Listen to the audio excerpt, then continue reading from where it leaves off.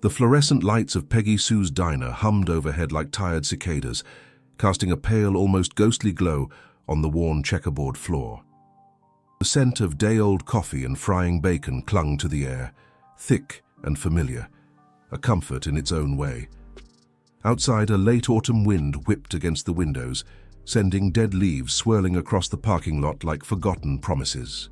It was one of those nights that made everything feel a little heavier, a little more real, a night when the world seemed to have forgotten that warmth even existed.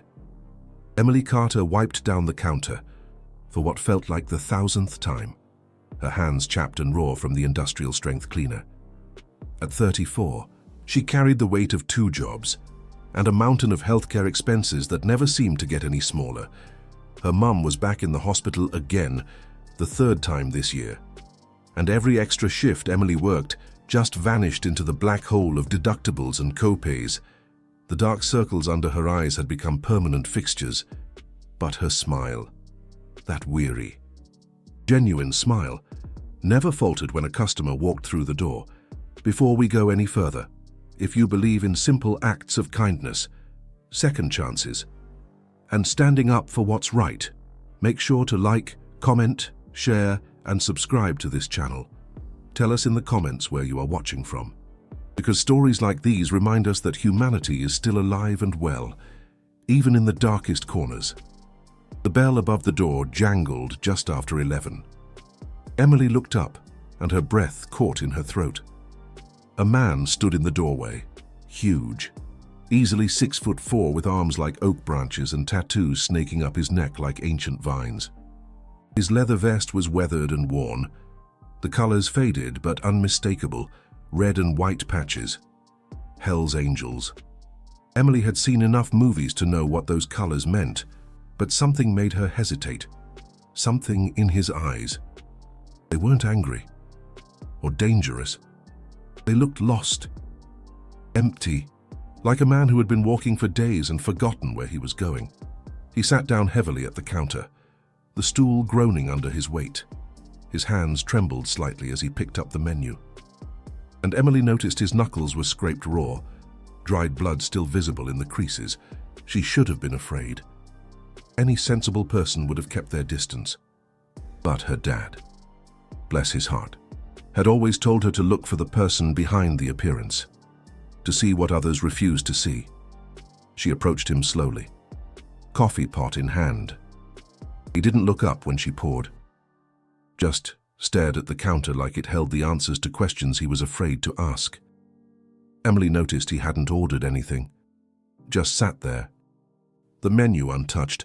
She asked if he was hungry. He finally looked at her, and up close she could see the redness in his eyes, the way his jaw clenched like he was holding something back. He mumbled that he didn't have any money, that he just needed a minute out of the cold. Emily glanced at the clock. Her shift ended in 30 minutes.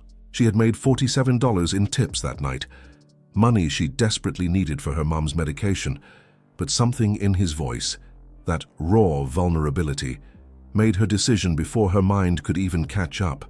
She told him to order whatever he wanted, on her. He looked at her like she had spoken in a foreign language. His eyes searched her face for the catch, the angle, the scam. But there was none. Just a tired waitress with kind eyes and chapped hands, offering him something he hadn't felt in a long time. Compassion. She brought him the biggest meal on the menu. Steak, eggs, hash browns, toast. He ate like a man who hadn't seen food in days, which, Emily would later learn, was exactly the case. His name was Marcus, and he was president of a chapter hundreds of miles away. He had been riding for 6 days straight after burying his wife of 23 years, cancer. 62 days from diagnosis to goodbye. He had gotten on his bike after the funeral and just kept going, trying to outrun the grief that kept catching up. When he finished eating, Emily brought the check and quietly took it to the register herself. $47.32, everything she had made that night. He paid it without hesitation, without a word. Marcus watched her, something shifting behind his eyes. He asked why. Why would she do that for a stranger? Especially one who looked like him. Emily shrugged and said that sometimes people just need to know they aren't alone, that someone sees them. He nodded once, slowly, deeply. Then he stood, towering over her, and said something she would never forget. He said she was a rare soul in a world that had forgotten what kindness meant. He said he wouldn't forget what she did. Then he was gone, disappearing into the cold autumn night on a motorcycle that roared like thunder. Emily finished her shift and drove home to her bare apartment, wondering how she would explain to the pharmacy that she needed another week. She didn't think about the stranger again. She had too many other things to worry about. 1 week later, Emily was halfway through her morning shift when she heard it. A sound that started as a distant rumble, like thunder rolling in from far away. But it didn't fade. It grew, louder, closer. The windows began to vibrate. The coffee cups on the counter rattled against their saucers. The cook came out of the kitchen, wiping his hands on his apron, his face pale.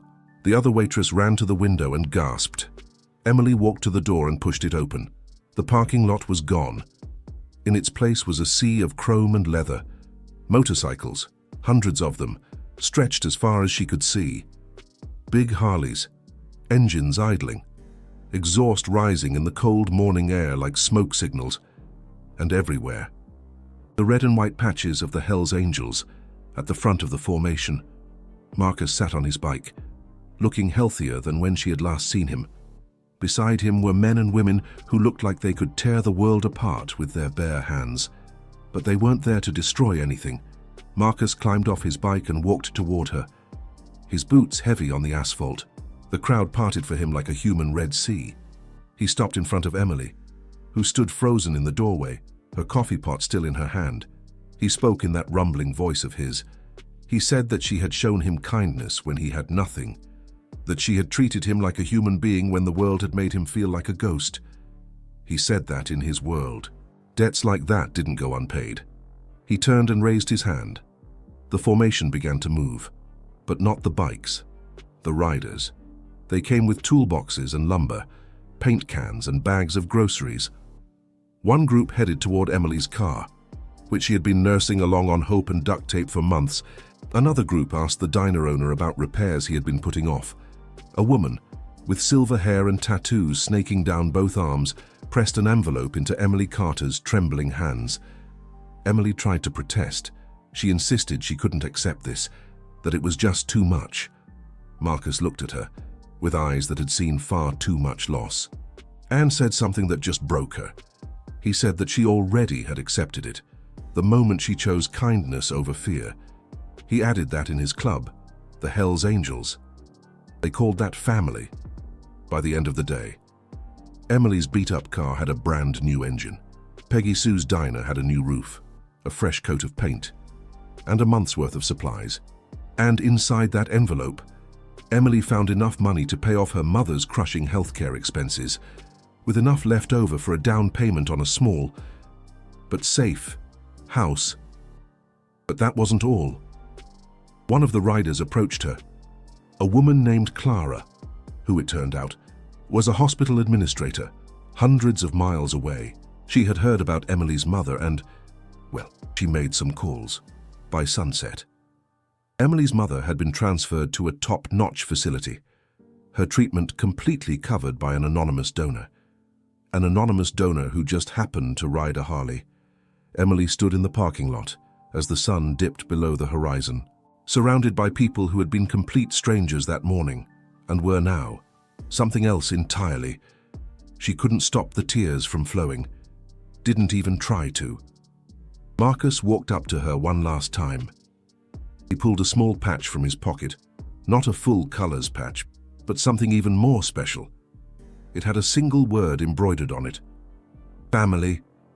He pressed it into her palm and said that if she ever needed anything, she knew who to call. He said their doors would always be open for her.